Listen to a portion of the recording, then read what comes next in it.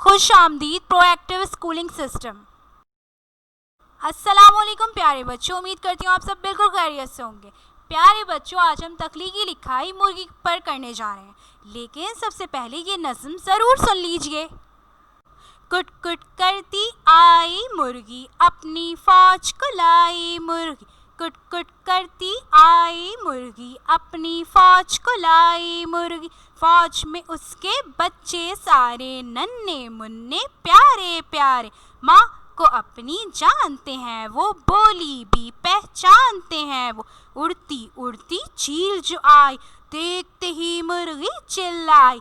चीख सुन के बच्चे भागे, कुछ पीछे कुछ माँ के आगे। माँ ने अपने पैर फैलाए, बच्चे उनके नीचे आए। बच्चों को छाती से लगाया, उनको अपने पैरों में छुपाया। दाना दुन का जो कुछ पाया, सब कुछ बच्चों को खिलाया।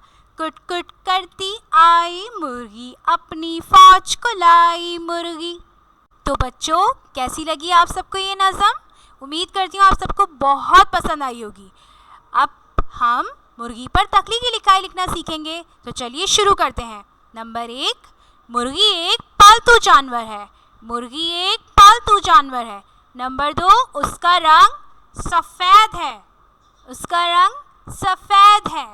नंबर 3, वो बाजरा खाती है। वो बाजरा खाती है। शाबाश बच्चों, उम्मीद करती हूँ आप सबको तख्लीकी लिखाई लिखना मुर्गी पर आ गई होगी। अपना ख्याल रखिएगा। अल्लाह हाफ़िज़।